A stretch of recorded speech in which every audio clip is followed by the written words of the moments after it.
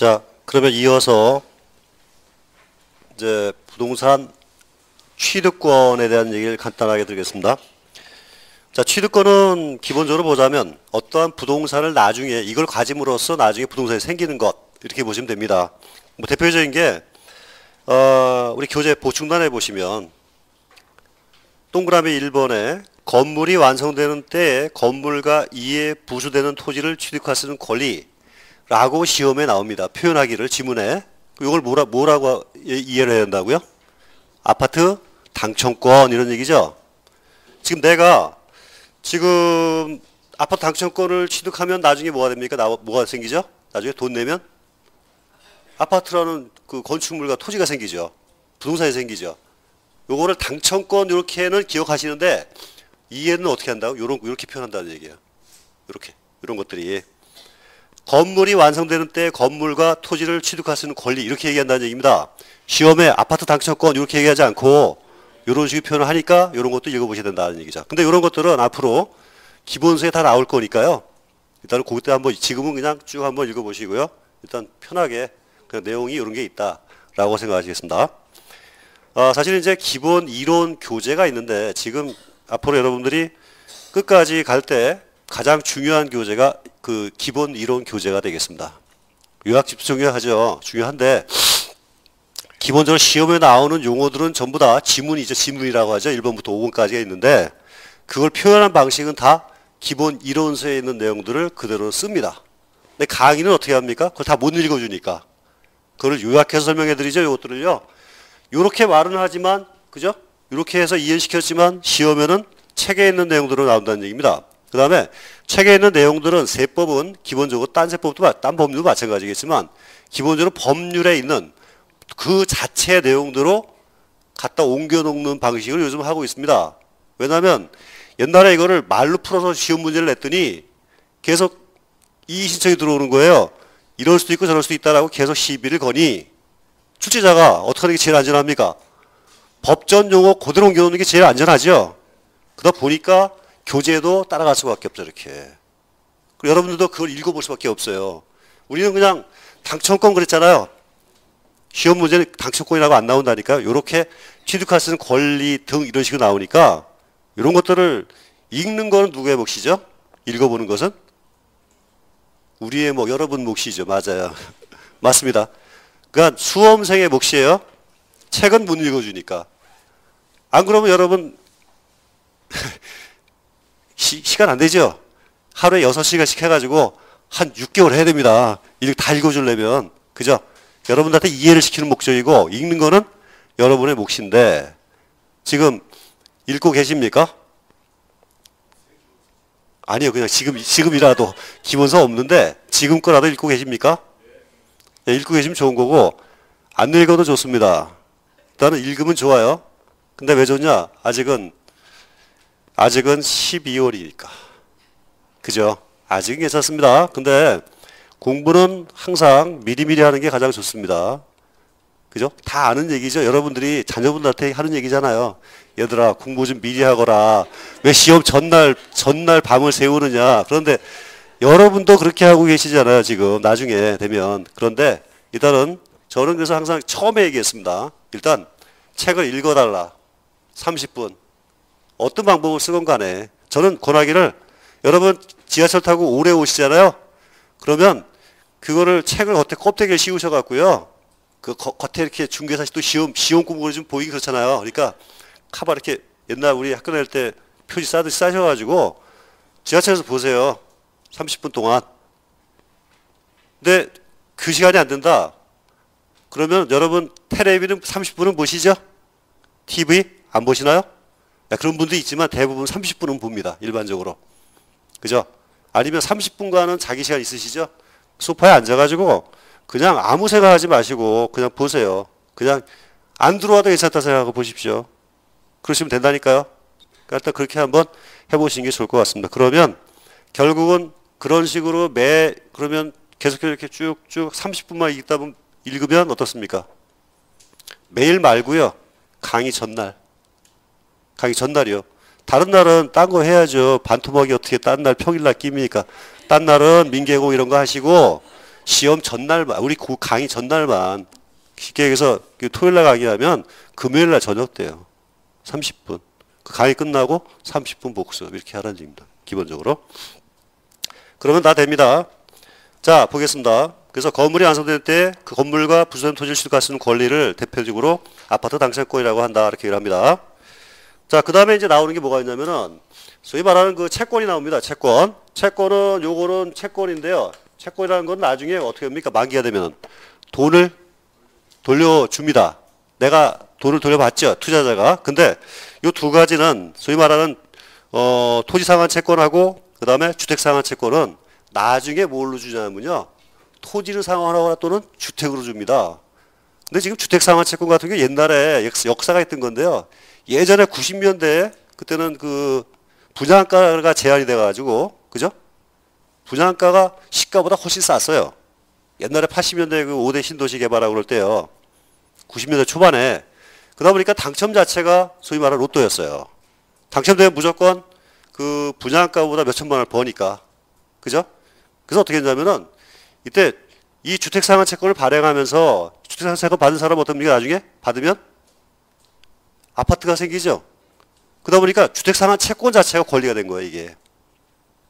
이 채권을 가지면 나중에 뭘 받아요? 주택을 부양받을 수 있잖아요, 나중에. 받을 수 있잖아요. 그래서 상환 채권 자체가 거래가 된 적이 있었어요. 근데 요즘은 거의 발행을 안 하고 있기 때문에 큰 문제는 안 되고 있습니다. 어쨌건 여러분이 주의해야 될 건 뭐냐면은 채권도 들어가는 게 있다. 토지 상환 채권. 그 다음에 주택 상환 채권.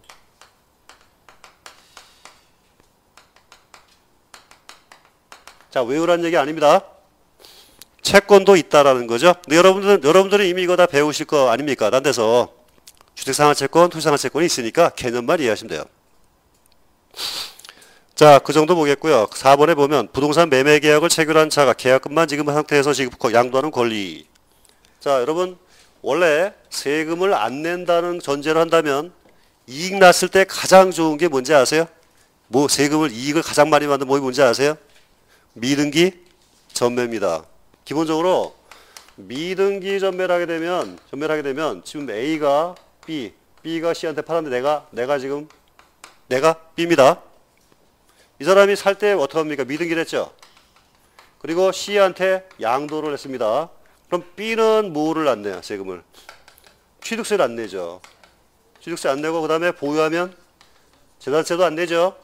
팔면 또 뭘 안 냅니까? 양도하면. 양도소득세도 안 냅니다. 그리고 이 사람은 취득 단계, 보유 단계, 양도 단계의 모든 조세를 안 내죠. 그러다 보니까 이 사람은 소위 텍스 프리예요. 텍스 프리. 텍스 프리. 그죠? 세금을 전혀 부담을 안 합니다. 그럼 이 사람은 좋은 사람이에요, 나쁜 사람이에요? 정부가 좋아해요, 싫어요? 싫어하죠. 세금을 다 빼먹으니까. 그래서 양도세가 가장 싫어하는 거. 양도세가 가장 싫어하는 게 뭐냐? 꼽으면 미등기 양도입니다. 미등기 양도. 그럼 미등기 양도는 신고를 하겠습니까? 안 하겠습니까? 1번 한다. 2번 안 한다. 안 합니다. 왜? 불법이기 때문에. 그럼 언제 과세하느냐? 걸렸을 때. 소위 말하는 일제단속 같은 거 합니다. 어느 지역 딱 잡아가지고요. 그 단체로 나가서 전부 다 뿔뿔이 들어가는데 부동산 사무실 전부 다 그냥 일제로 단속하죠. 그래가지고 관련된 거래장부 있잖아요. 동시에 그 압수하고 그럴 때요. 그때 아니면 안 걸리는 겁니다. 그래서 원래 미등기 전매를 신고했다? 그러면 그 사람은 상당히 독특한 사람이다. 독특한 사람에서 가야 됩니다. 미등기 전매 신고를 안 해야 돼요. 기본적으로. 자, 근데 이 사람은 그래도 계약금, 중도금, 잔금은 줬죠. 이 사람은 계약금, 중도금, 잔금 지급을 다 끝냈습니다. 근데 B는 어떻게 했냐면요. 자, 지금 STY인데요. 지금 T가 납니다. 자, 이게 물건 가액이 10억인데 이 계약금만 걸었습니다. 계약금만. 얼마 걸면 되죠, 일반적으로? 1억 걸면 되죠, 그죠? 근데 이게 시가가 올랐습니다. 시가가 한 12억으로 올랐어요. 10억에서 2억이 올랐죠. 근데 Y한테 이거를 팔았어요. 등기도 안 하고 이 사람은 잔금 지급도 안 했어요. 중도금 지급도 안 하고 잔금 지급도 안 했어요. 팔았습니다. 이게 더 돈 버는 거예요? 이게 더 돈 버는 거예요? 1번, 2번. 2번이죠. 이거는 돈 얼마 투자했습니까, 이 사람이? 10억 다 투자했는데 이 사람 지금 얼마 돈을 투자했어요? 1억. 소위 말하는 부동산 투자 로망이에요, 이게. 이렇게 해야 돈을 많이 버는 거죠. 근데 이거는 불법이다, 이런 뜻입니다. 불법이다. 실제 이렇게 하는 사람들이 있어요. 그거는 원래 여러분 다 아시겠지만 이거 불법이죠. 하시면 안 됩니다. 속으로는 아니 해야지는 안 해요. 해야지는 아니고 해야지는 아닙니다. 해야지라는 거는 의지죠. 필요하겠다는 건데 그건 아니고 어떻게 우연히 걸리면 일단은 이건 불법입니다. 여러분은 이걸 해야 된다고 생각하면 안 돼요. 이게 농담을 하는 얘기지 이건 하는 일은 아닙니다. 근데 우연히 어떻게 하다 보니 내가 피치 못하게 진짜 하고 싶지 않은데 억지로 하고 싶지 않은데 누군가 간절히 원해서 했다. 어쩔 수 없이 그럴 경우 해당되는 얘기입니다. 어쨌건 이거 불법입니다. 자, 그럼 이 사람은 1억을 투자해가지고 얼마를 벌었습니까? T는 얼마를 벌었어요? 이익이 얼마가 나왔어요? 이익이 2억이 나잖아요. 그럼 수익률이 여기는 몇 프로예요? 10억분의죠. 근데 이 사람은 1억 투자해가지고 얼마나 벌었어요? 2억. 200% 벌었잖아요. 야, 진짜로 원래 떴다방들은 이렇게 해서 돈을 벌려고 합니다. 기본적으로. 그죠? 근데 문제는 이 물건이 이렇게 오를 수도 있지만 이게 떨어질 수도 있거든요. 9억으로. 사실은. 근데 이거를 C한테 떠넘깁니다. 이게 떴다방들 하는 일이죠. 불법을 떠나서 사기란 얘기예요. 사기. 그럼 이러면 나중에 어떤 일이 벌어지느냐? 어떤 일이 벌어질까요? 뭔가 돌아옵니다. 서류가 들어오죠. 서류가 날라옵니다. 소송 걸려가지고 사기쳤다. 그래가지고 중개업자가 사기당했다고 그래가지고 법원 끌려다니는 일이 생길 수도 있어요. 기본적으로. 여러분들은 이거 전제가 뭐라고요? 불법이다. 불법. 사기는 아닐 수도 있어요. 그건 법원이 판단하는 얘기고요. 이 자체가 우리 중개법령에 따라서 불법입니다. 불법이기 때문에. 그런데 우리는 양도소득세를 지금 공부하고 있잖아요. 자, 그러면 이게 불법이다. 그럼 세금을, 양도세를 내야 됩니까? 안 내야 됩니까? 불법이니까. 안 내야 됩니까? 1번 안 내도 된다. 2번 내야 된다. 내야 된다. 아까 미등기 전매는 세율이 70%라고 했습니다. 양도세가. 미등기 불법이죠. 그럼 어떻게 해야 돼? 불법은 걸리면 세금 측면은 중과세 반쯤 죽여야죠. 그죠? 지금 세법의 입장은 뭐냐면 불법적인 거는 걸리면 세금을 더 내야 되는 거예요. 일종의 중과세입니다. 그다음에 이것도 사실은 과세를 하죠. 그럼 미등기나 권리를 이렇게 계약금 상태에서 양도하는 거나 신고를 안 하죠. 일반적으로. 여러분 요즘에 그 정부에서 그 분양권 전매 제도를 갖다 들고 나왔잖아요. 그럼 분양권을 파는 거는 뭐가 됩니까? 부동산을 취득해서는 권리죠. 권리를 사고 팔 수 없게 제한한 겁니다. 자, 그럼 팔 수 있어요? 없어요? 법률에? 없죠. 그럼 팔았습니다. 몰래. 팔았다. 그 양도세 매겨요? 안 매겨요? 1번 안 매긴다. 2번 매긴다. 매깁니다. 자, 불법인 것과 관계없어요. 불법이어도 실제 소득이 발생하면 양도세는 과세를 해야죠. 여러분들이 나중에 뭐라 그러냐면은 그 분양권 전매가 불법이니, 그죠? 분양권 전매가 불법이니까 거기다 양도세를 안 매겨도 된다라고 문제를 내면 맞다 틀리다? 틀리다. 과세 물건이면 불법이면 어떻게 돼? 불법이면 어떻게 돼서 사실은 이게 세법의 취지입니다. 불법이면 어떻게 한다고요? 오히려 중과세하겠다라는 게 취지입니다. 기본적으로 여기서 헷갈리시면 안 돼요. 기본적으로. 자, 이런 것들. 그래서 보시면 계약을 체결한 자가 계약금만 지급한 상태에서 양도하는 권리를 말한다. 그래서 실제로 실무는 이렇게 이런 것들을 신고할 일은 없으나 세법은 이것도 걸리면 과세를 하겠다라고 얘기를 하는 거죠. 기본적으로. 자, 여기까지가 이제 부동산 등입니다. 그래서 가장 부동산의 성격이 강한 것은 부동산 및 부동산에 관한 권리. 자, 근데 요거를요, 요렇게 정리하겠습니다. 요 지상권, 전세권, 임차권을 이렇게 정리합니다. 지시, 전시, 그 다음에 지전임. 대학교에 전임 강사가 있는데 성씨가 지씨예요. 그래서 지전임. 그래서 윗사람은 지전임 그렇게 막 부르고 밑에 사람은 지전임님 그러겠죠? 어쨌건 우리들은 뭐라 한다고요? 지전임. 근데 중요한 건 뭐냐면 요거는 뭐예요? 요거는 지상권입니다. 지역권 아니에요. 그 다음에 임은 뭐가 들어가야 돼요? 이게 뭐가 들어가야 되죠? 등기가 된 이게 조건이 들어가야 됩니다. 이건 무슨 얘기냐면 여기는 뭐가 빠진다? 지역권은 포함하지 않는다. 그럼 이용권은 몇 가지요? 세 가지. 지, 전, 임. 자, 여러분 나중에 지전임은 기억날 거예요. 지치성 가진 전임 강사니까. 지전임 기억나는데 그럼 지전임이 뭐지? 대가리 날개는 내용을 모른다. 그런 일이 벌어지면 그건 비극입니다. 그것도 시험장 들어가서. 약자 얘기 많이 했잖아요. 약자 얘기. 첫 번째가 우리 취득세서는 뭐가 있었나요? 국, 수, 공, 판, 장.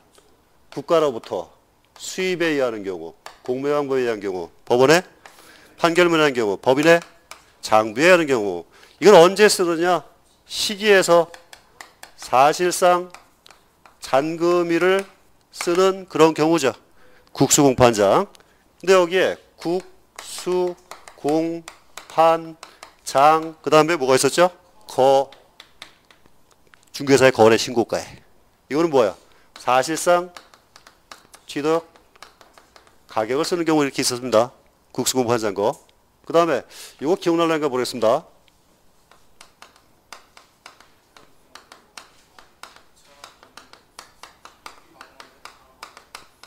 자, 이거 기억나시나요? 이거 뭘까요?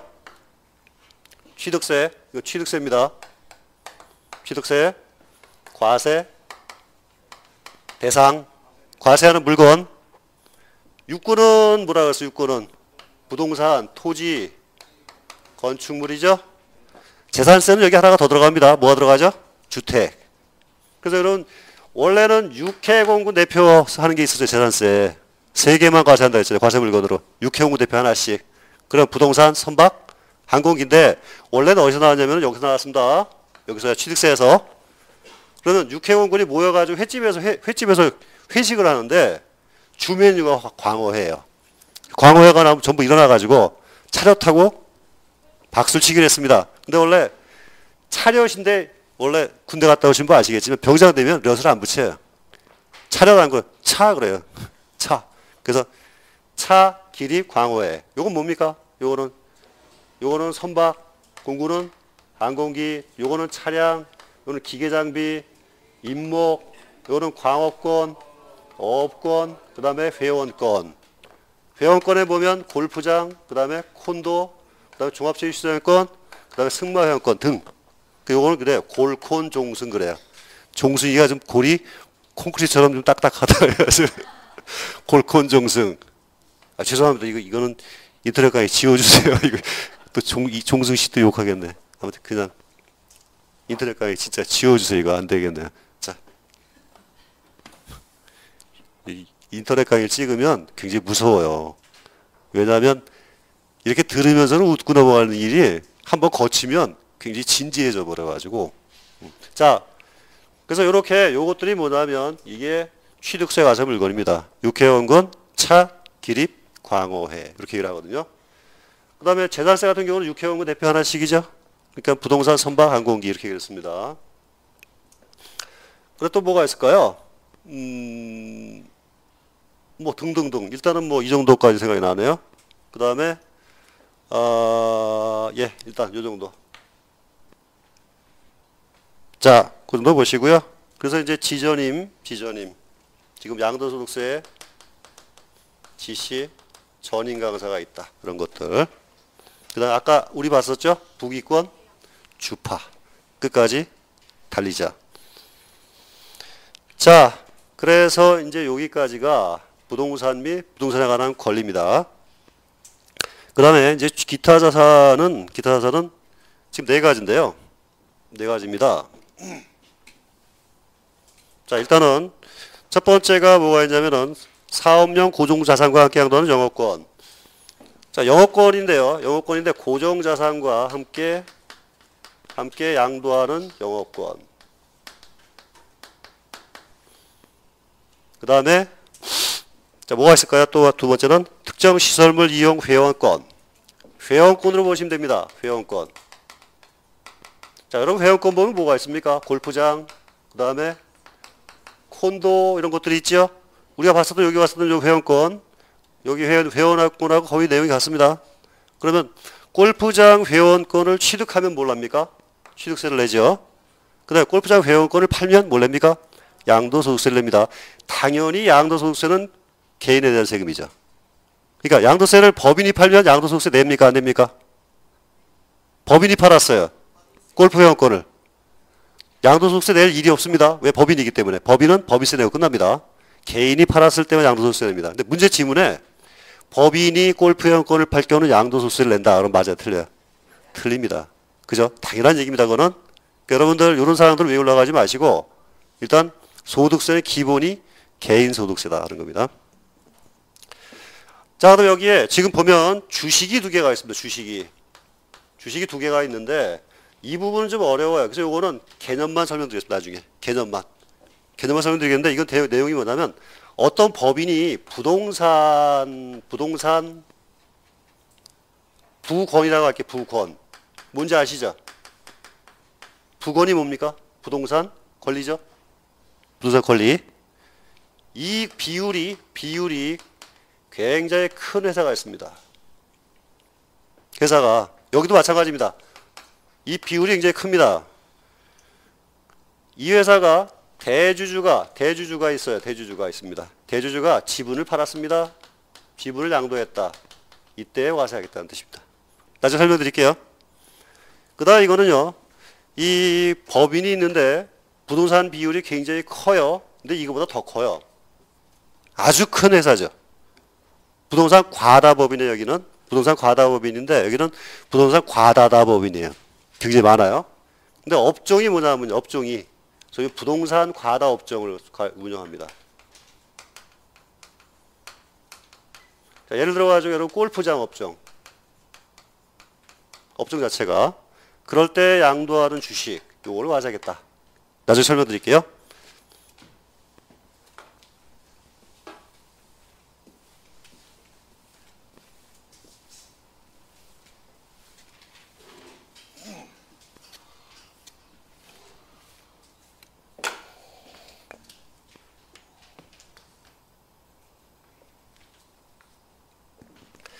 자, 우리 교재 321페이지 보시겠습니다. 중간에 기타 사안.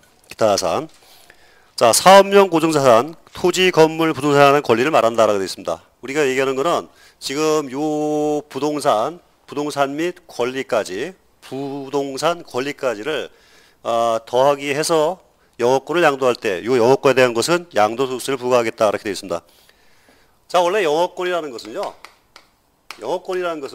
이거는 기업과 분리할 수 있는 게 아닙니다. 그래서 원래가 그 회계학이라든지 경제학적인 영업권은 어떤 기업이 서로 취득할 때 이걸 뭐라고 합니까? 합병 내지는 인수죠. 기업을 갖다 인수할 때 나는 겁니다. 예를 들어서 어떤 기업이 있는데 A라는 법인이 있습니다. A라는 법인의 가치가 장부상에는 10억이 돼 있어요. 근데 이거를 주식을 인수하면서 인수대금으로 얼마 줬냐면 11억을 줬습니다. 그러면 지금 실제 얼마 더 줬어요? 1억을 추가로 줬죠. 이게 영업권이라는 얘기입니다. 그리고 원래 그 어려운 말로는 영업권을 왜 더 줬느냐, 1억을 더 줬느냐. 이 기업이 나중에 돈을 많이 벌 것 같기 때문에 그렇죠. 앞으로 이 기업을 인수하면 내가 1억은 더 벌 거다라는 거예요. 이게 영업권의 뜻입니다. 기본적으로. 어려운 말로 하자면 미래 초과 이익의 현재 가치다 이렇게 그래요. 어떤 기업의 미래 초과 이익의 현재 가치를 하면 이걸 현재 가치 현가를 할인하면 이것이 영업권이다 얘기합니다. 근데요, 그 말이 좋은 얘기고 실제로는 어떻게 보면 이렇게 볼 수도 있어요. 원래 이 물건 값이 얼마죠? 10억이죠. 돈을 11억 줬습니다. 그럼 사실은 이 B 입장에서는 이게 어떻게 합니까? 손실 1억이죠. 말하기 나름이라니까요. 좋은 말 나오면 뭐가 되는 거죠? 이 기업이 좋은 회사니까 앞으로 이익 날 거라서 이런 거 더 줬어 라고 얘기를 합니다. 주주한테. 다른 말로 꼬집으면 저 같은 사람 만나면 어떻게 돼? 아니 10억짜리를 왜 1억을 더 줬어? 손해봤잖아. 짠 거 아니야? 그죠? 이거 옛날에 뭐라고 했냐면 옛날에 손실을 발생했다고 얘기하죠. 뭘 할 때 손실된 거야? 그거를 합병 손실이라는 말 쓰는 거야 옛날에. 그 주주 입장에서는 이게 좋아요 나빠요? B 회사 주주 입장에서는 10억짜리 11억에 팔았으니까 샀으니까 바보짓 했네 이렇게 볼 수 있는 거 아닙니까? 그 재무제표에다가 장부에다가 합병 차선물을 올리는 게 좋아요? 영업권 올리는 게 좋아요? 경영자 입장에서 영업권 올리는 게 좋죠. 결국은 마사지가 가능하다는 얘기입니다. 실제로는 내고를 잘못했을 수도 있어요. 담당자가. 그럼에도 불구하고 뭐라고 하냐면요. 영업권을 줬다 이렇게 얘기를 합니다. 그러니까 결국은 말을 어떻게 따라가지고 상대방에 대한 그 태도가 달라집니다, 여러분. 회계학도 마찬가지예요. 세법도 마찬가지고. 자, 우리 그건 중요한 건 아니에요. 그러면 영업권은 뭐냐? 쉽게 얘기해서 여러분 신당동 떡볶이 할머니집 있죠? 가보셨나요? 아, 가보셨어요? 저는 못 가봤습니다. 못 가봤는데 어쨌건 그 신당동 떡볶이집을 팔았어요. 근데 옆집하고 지금 재밌는 게 어디를 가도요. 맛집 근처 가면 다 똑같이 있죠. 1, 2, 3, 4 다 똑같은 업종이 있어요. 근데 여기는 원조는 다 써 있습니다. 전부 다 원조래요. 여기 누가 있느냐? 여기는 할머니가 있어요. 여기는 없어요, 할머니가. 근데 장사가 어떻게 잘 됩니까? 이 집이 손님이 계속 줄을 서죠.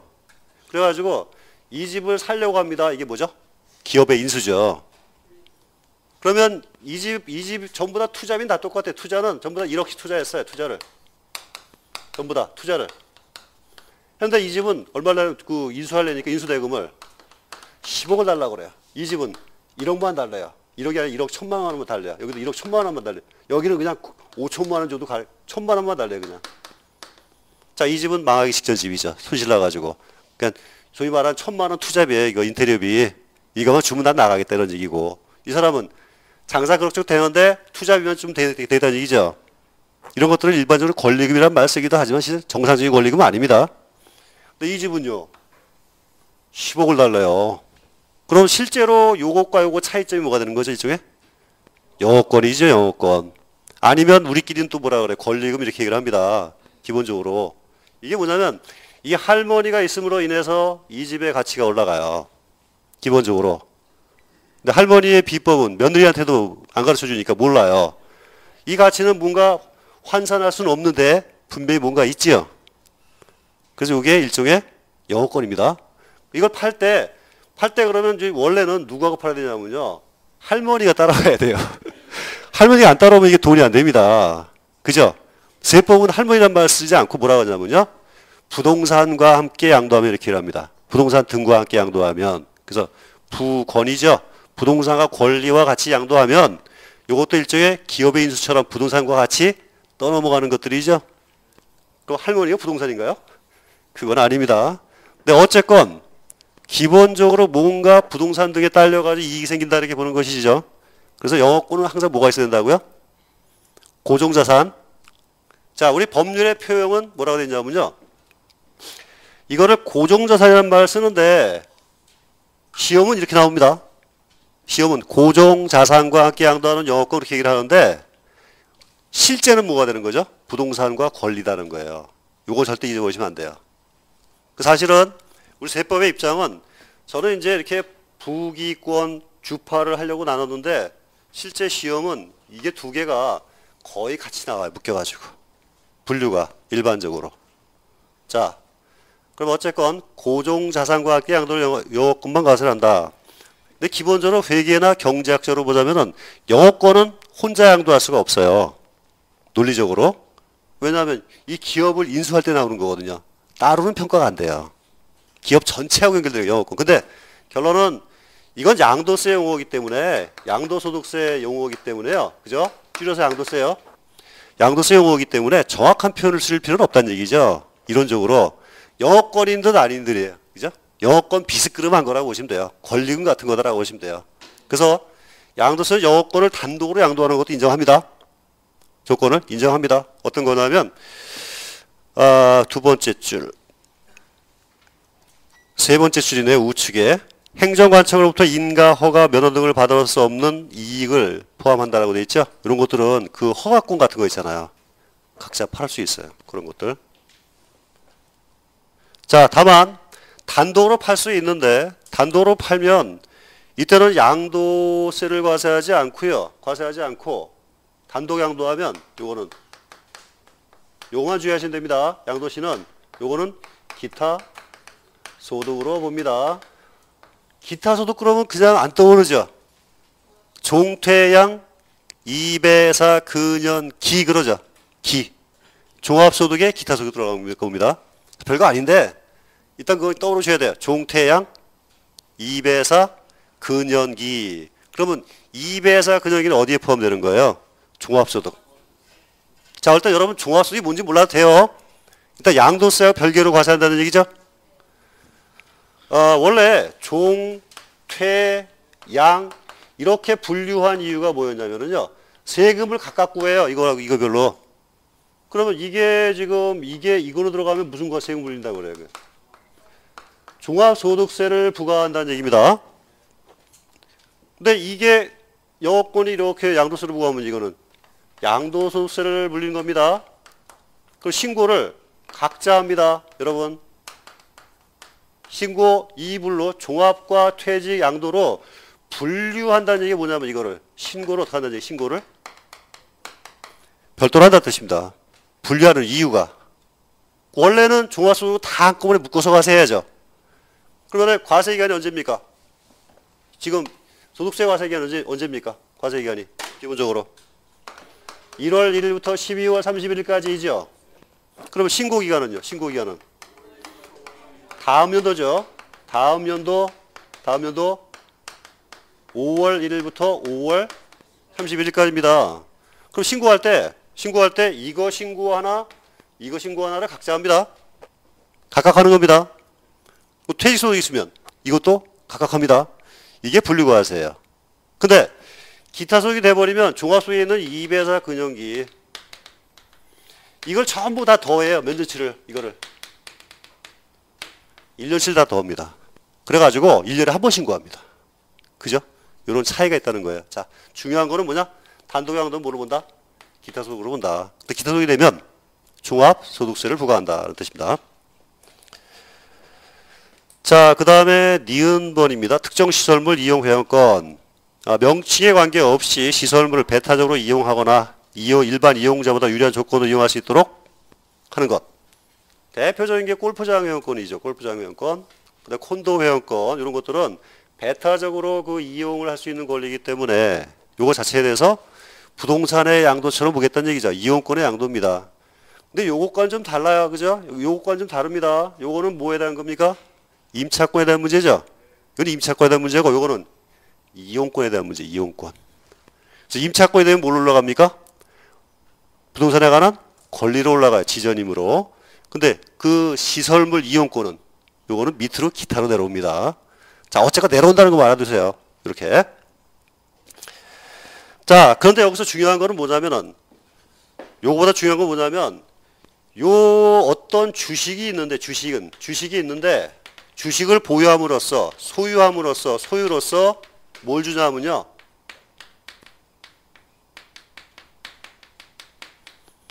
이용권을 부여하는 주식이 있습니다. 가끔씩 그런 공고가 나옵니다.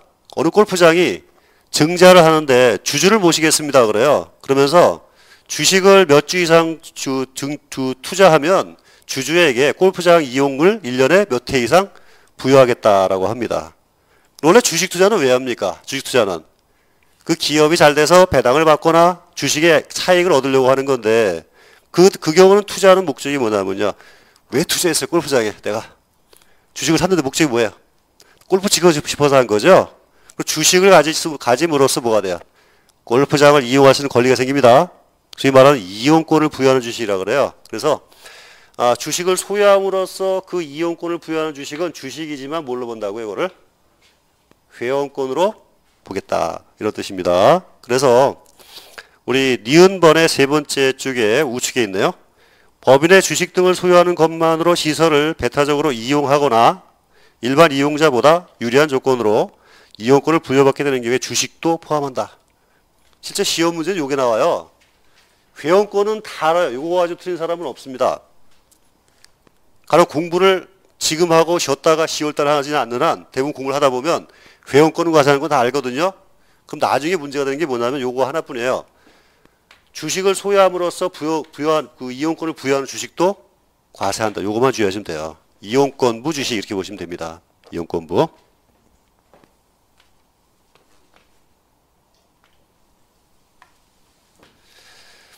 자, 요 정도 보고요. 주식 얘기는 여러분 그냥 요거 이해 안 되셔도 좋습니다. 요거는 이해 안 되셔도 좋아요. 그냥 설명만 간단하게 드릴게요. 개념 이해 정도로. 개념 이해 정도로. 그냥 여러분들이 아 이런 게 있구나 라고 보겠습니다. 자, 디귿번입니다. 일반적으로 이제 특정 법인이라는 말을 쓰는데 사실은 특정 법인이라는 말은 특정 법인 주식이라는 말은 안 쓰고요. 법적 용어는 아니에요. 이름이 없다 보니까 법에 이름이 없어요. 그러다 보니까 제목이 너무 깁니다. 그래서 그냥 대부분 특정 주식이란 말 써요. 특정 주식 이런 말 쓰는 이것도 법적인 용어가 아니에요. 특정 주식 1번이라는 사람도 있고 특정 주식이라는 사람도 있습니다. 자, 어쨌건 이런 얘기입니다. 어떤 회사가 있는데요. 이게 법인이라고 합니다. 법인이에요. 어떤 법인이 있는데 지금 이 사람의 재산, 요거는 이제 회계적으로는 자산이라는 말 씁니다. 자산. 그러니까 구체적으로 금액을 적을 땐 자산이라는 말 써요. 회계나 세법은 재산 안 그러고. 재산 그러면 세법은 일반적으로 통칭의 의미를 떼요. 통칭. 재산 그러면 토지도 있고 다 있잖아요. 근데 자산 그러면 금액으로 표시하는 걸 대부분 얘기를 해요. 자산. 자산이 있는데 이 중에 뭐가 있냐면요. 토지, 건물, 그때 뭐가 들어갔습니까? 권리. 이렇게. 부, 이거는요. 권이죠. 부권. 이게 51%를 가지고 있습니다. 회사가 이런 얘기입니다. 그럼 어떤 의미냐? 첫 번째, 부동산 등이라고 할게요. 부동산 등이. 여기 뭐라고 그랬냐면요. 이걸 뭐라고 한다고 그랬어요, 이거를요? 사업용 고정자산이라는 표현을 썼습니다. 시험에는 이게 이렇게 나와요, 이렇게 나와요. 이걸로 나와요, 이걸로 나와요. 고정자산으로 나옵니다. 시험에는 당연히. 그럼 부동산 등의 비율이 어때? 비율이 50% 맞아요. 근데 우리끼리는 뭐라 그래? 크다.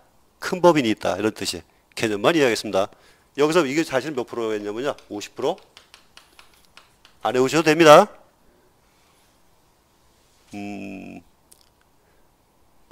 일단 12월까지는 안 해도 됩니다.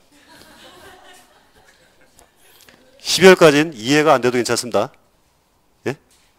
12월까지 이해 안 되셔도 돼요. 이해 안 된다고 짜증내지 마시고 이해 안 되셔도 됩니다.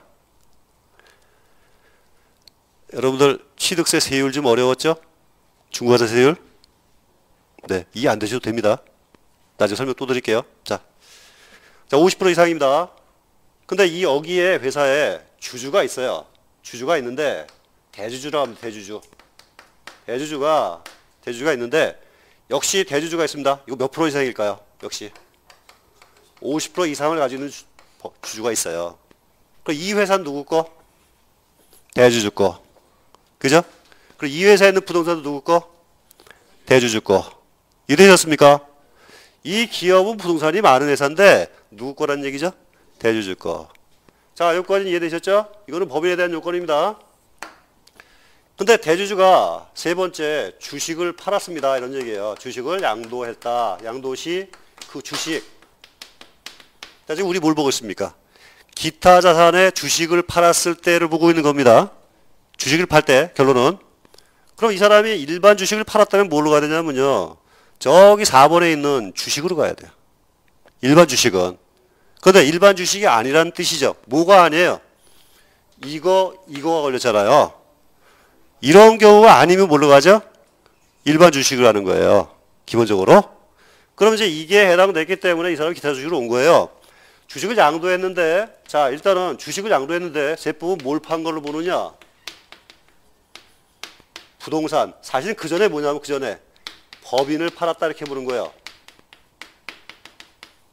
법인을 양도한 거로 보는 겁니다. 세법 입장은. 그럼 얼마나 팔아야 이거 주식 법인을 양도할까요? 주주가. 자, 누가 팔았어요? 누가 팔았죠? 자, 대주주가 파는 거예요. 주체. 대주주가 주식을 팔았어요.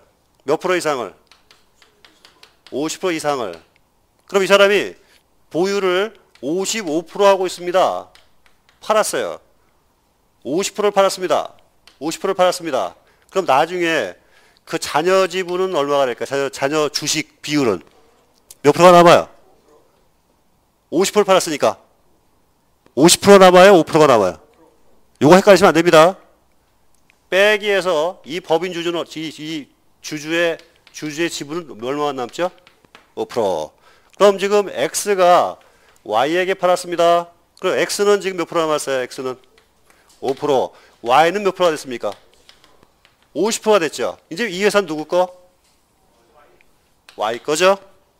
결국은 전체 지분의 절반을 팔아버립니다. 개념은 뭐냐면 여러분 상법에서 의사결정할 때 과점주주가 되면 무조건 이기죠. 1인 지배합니다. 원래 이 대주주 X 거라고 했습니다. 이거는 X 거라고 했습니다. 왜 X 거예요? 이 사람이 지분을 얼마 가지고 있으니까 50% 이상 보유하고 있으니까 X 거라는 얘기죠. 그럼 결국 이거는 사실은 지분을 전체 지분의 절반을 팔았으니까 이 법인을 판 거예요. X가 Y한테. 요까지 이해되시죠? 팔려면 몇 프로 이상 팔아야 되죠? 50% 이상을 팔아야 되는 거예요.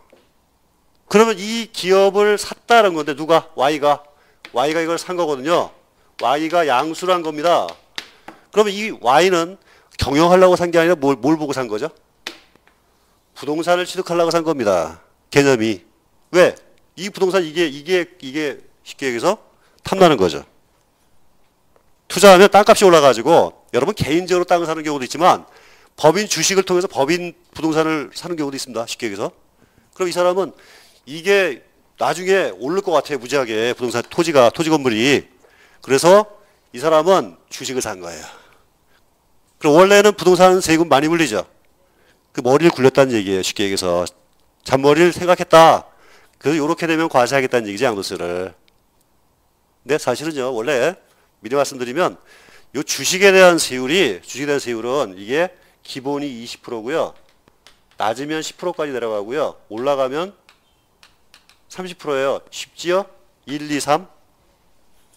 그러면 재수점은 10%도 가능합니다. 주식은. 세율이. 그럼 양도세 관리면은 세율이 최대 40%도 올라가고 70%도 올라가잖아요.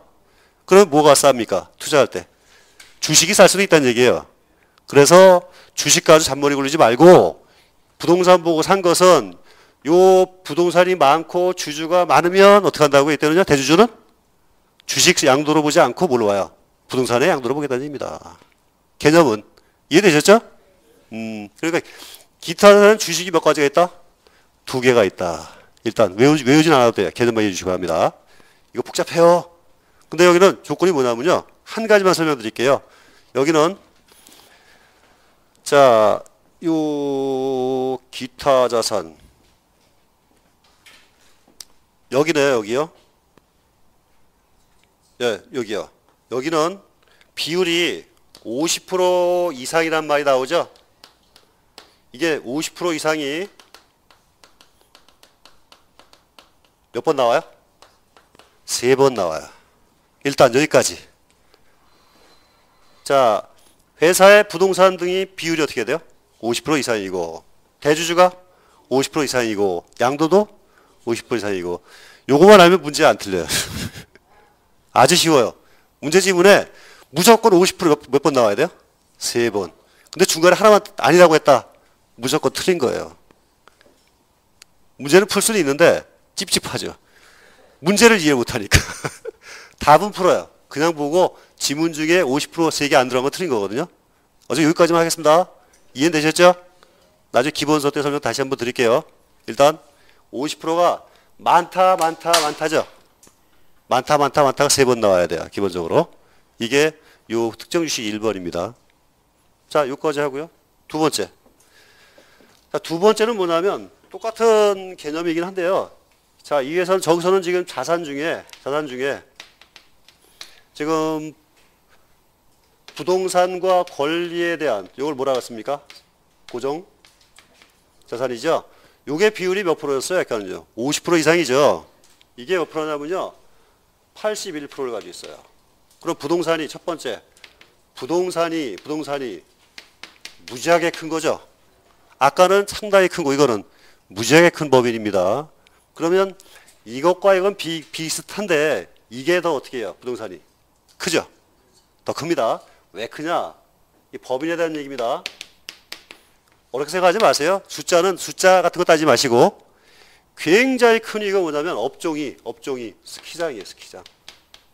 그 다음에 골프장. 자, 이런 업종은 조건이 어떤 업종이에요? 부동산이 과다할 수밖에 없는 업종을 영위하죠. 자, 여기는 뭐가 중요한 거죠? 업종. 그럼 무지하게 크다는 몇 프로? 80% 이상. 외우라는 얘기 아닙니다. 자, 어쨌건 이거보다 커요? 저거보다? 그럼 이때는 자, 여기서는 몇 프로를 팔아야 됐습니까? 50% 세 번이니까 팔 때도 몇 프로 이상? 50% 이상. 여기는 50% 이상 팔 필요 있어요, 없어요? 자, 여기는 이 부동산을 살려면 주식을 절반 이상 사야 내게 되는 거야. 근데 여기는 이 자체가 뭐예요? 자체가. 부동산 덩어리예요. 무지하게 많으니까. 이때는 뭐라면 세 번째. 한주도. 이게 포인트예요, 또. 한주도. 그러면 주식 자체를 뭐처럼 보는 거야, 이거를. 부동산 떼어서 파는 거다, 이렇게 보는 거야, 일종의. 이거보다 더 비율이 크니까. 개념이. 자, 정리하겠습니다. 이거는 50%가 세다. 얘는 더 세다, 이건 더 세다. 그죠? 얘는 세니까 몇 프로를 팔아야 돼요? 반 이상. 얘는 무지 세니까 한 주도. 이렇게 보시게 되겠습니다. 여기까지요. 여기까지.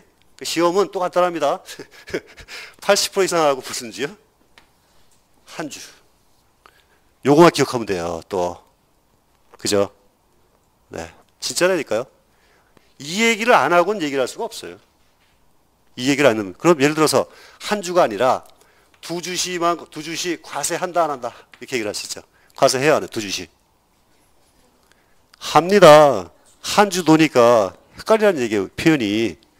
문제가 아주 조잡합니다. 요즘에는. 그러면 50% 이상 시만 과세한다 그러면 맞아, 틀려? 틀리죠. 이렇게 나오는 거야. 거꾸로 여기서 뭐라 그래요? 한 주 양도 과세해야 하네요. 안 하죠. 이렇게. 여기서 뭐라 그래요? 거꾸로. 이 얘기를 한다니까요. 여기서 얘기 자체가. 자, 일단은 여기 정도까지 넘어가겠습니다. 일단은 부동산이 상당히 큰 법인. 여기는 부동산이 무지 큰 법인. 이렇게 정리하겠습니다. 자, 이 정도 보시고. 자, 그 정도로 보시고 넘어가겠습니다. 그래서 그 얘기들이 322페이지에 있습니다. 자, 그 다음에 이제 파생상품 얘기 간단하게 하겠습니다. 파생상품 얘기. 자, 뭐냐면, 원래 파생상품은 이거는 옵션하고 선물입니다. 신경 쓰지 마십시오. 옵션하고 선물이 먼저 나와야 되겠다. 선물이 더 쉬우니까. 선물과 옵션입니다. 일단은 시험에는 이거 이상 나오면 안 돼요. 그냥 파생상품은 뭐라 했어요? 주파 있잖아요, 주파. 파생상품이 있다.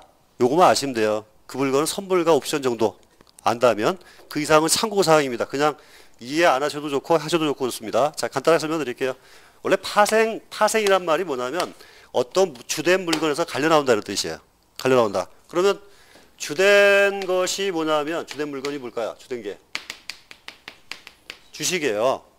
주식을 거래하면 양도소득세를 과세하죠. 우리 주식 얘기를 아직 안 했나요? 안 했. 예, 주식 얘기를 안 했네요. 어차피 간단하니까 이거 먼저 말씀드릴게요. 자, 주식이 주된 건데 파생된 건 상품 뭐? 파생상품은 파생상품. 이게 선물, 그 다음에 옵션이라 여기에 대한 공부는 필요가 없습니다. 우리한테는. 이거 재무에 대한 문제고 어떻게 보면 학계론 쪽의 문제입니다. 우리 관심이 없는데 일단은 뭐냐면요. 주식을 거래하는 거는 양도세 과세하는데 주식에 따라 가지고 미래 가격을 거래하는 거죠. 미래 거래. 아주 간단하게 생각하자고요. 지금 가격이 10,000원입니다. 현재 가격이 10,000원이다. 현재 가격이 10,000원이다. 근데 가격이 추세가 올라갈 것 같아 이렇게. 언제 멈출지 몰라요. 그래서 실제로 예상가를 준 거예요. 예상가. 예상을 10,000원인데 15,000원쯤 되겠다라고 서로 예상을 한 겁니다. 그럼 지금은 계약을 언제 계약을 현재 하는데 뭐에 대한 계약을 하는 거죠? 미래 가격을 계약하는 거예요. 예를 들어서 여러분 지금 닭고기 값이 떨어졌죠? AI 이렇게 생겨가지고 그럼 내년도에 가격이 어떻게 될 거냐 생각하는 거예요. 내년도에 오를까 떨어질까? 그건 저도 몰라요. 저도 모릅니다. 그거는 제가 닭고기 전문가 아니니까. 당연히 모르는데 이게 닭이라고 생각하죠. 지금 떨어졌어요. 근데 올라갈 거다 생각한 거예요. 내년도 2017년도 7월 1일 날, 이건 2016년도 7월 1일 날 계약을 했어요. 이렇게 15,000원에 사겠다. 이건 당연히 상대방이 다 똑같아야 돼요. 그죠? 파는 사람 똑같은 사는 사람이 있어야 되겠죠. 그럼 이거를 실제로 봤더니 이게 거꾸로 11,000원 떨어졌습니다. 그럼 누가 이익입니까? 누가 이익이에요? 누가 손해예요? 사는 사람이 손해죠. 왜냐하면 오를 줄 알고 15,000원에 사기로 했는데 이게 선물이에요. 선물. 미래 물건. 실제로 가보니까 11,000원 떨어졌어요. 이 사람은 이때 샀으면 11,000원 주고 살 거를 실제로 미리 15,000원 주고 했기 때문에 4,000원만큼 손해를 봤습니다. 매수인이 이런 거래를 얘기하는 거예요. 근데 왜 떨어졌느냐? 이유가 뭘까요? 여러분 원래 가격이 오르네 그 다음 년들 폭락합니다. 그죠? 그리고 왜 소위 생각이 똑같다는 얘기죠. 내가 오를 것 같다면 상대방도 오르잖아요. 옆 사람도 오를 거라고 생각하잖아요. 그러니까 또 어떡합니까? 오를 것 같으니까 열심히 닥치는 거죠. 닭을 키워가지고 닭이 늘어나는 겁니다. 쉽게 얘기해서. 그럼 공급이 쭉 올라가니까 가격이 쭉 떨어지죠. 그러니까 여러분 잘 하셔야 됩니다. 원래 IMF 때 여러분 어떻게 생각했습니까? 집값 떨어질 거라 생각했어요? 올라갈 거라 생각했어요? 떨어졌죠? 그럼 앞으로 올라갈 것 같아서 떨어질 것 같았어요? 떨어질 것 같았죠. 그래가지고 주식이 폭락했는데 그때 어떤 사람은 오를 것이다 라고 거꾸로 한 거야. 다 떨어진다고 생각하니 언젠가는 거꾸로 오를 수도 있겠다는 얘기죠. 그래가지고 어떤 사람이 IMF 때 투자를 해가지고 그때 떼부자가 됐습니다. 주식부자로. 그러니까 이거 판단 잘 하셔야 됩니다. 금값이라든가 뭐 돼지고기 같은 거 있잖아요. 구제역, 그다음에 닭고기, 그다음에 배추 한 해 풍년 되면 흉년 되면 어떻게 가격이 올라가니까 무지하게 심지요. 그죠? 가격 좋으니까 무지하게 심지요. 다음에 어떻게 돼요? 폭락하죠? 이렇게 미래 가격을 보는 것을 뭐라고 한다? 선물이다. 근데 원래 선물은 금융 선물과 상품 선물이 있어요. 우리 이해는 상품 선물인데 여기서는 금융 선물이에요. 주식 관련돼 가지고. 그리고 옵션은 이 선물에 보면 살 수 있는 권리가 있는 거죠. 선물은 권리 자체를 주고받는 게 옵션이에요. 권리 자체를 사고 파는 거. 이건 물건 사잖아요. 지금 예를 들어서 A가 B한테 물건을 사는데요. 양수인이잖아요. 양수인. 이 사람은 선물은 요때 가서 이걸 사야 돼. 11,000원으로. 선물은 사야 되는 거예요. 근데 여기에 뭐가 있어? 살 수 있는 권리가 있죠? 요거 자체를 거래하면 이게 옵션이 되는 거예요. 요거 자체를. 여기까지요. 요게는 뭐 중요한 건 아닙니다. 개념만. 그래서 파생상품은 왜 파생상품이냐? 주식에 따라서 나왔죠. 그래서 이것도 파생상품을 과세하는데 과세 기준 자체가 이거는 금액을 물어볼 수 없습니다. 저도 몰라요. 저한테 물어보지 마십시오. 계산 방식이 복잡하고 이게 일종의 그 금융거래 중에 가장 첨단 기법이고 그 다음에 리스크가 커요. 그래서 이 부분은 뭐 이게 있다라도 넘어가시면 됩니다. 자, 좀 쉬었다가 나머지 시기 문제 보도록 하겠습니다.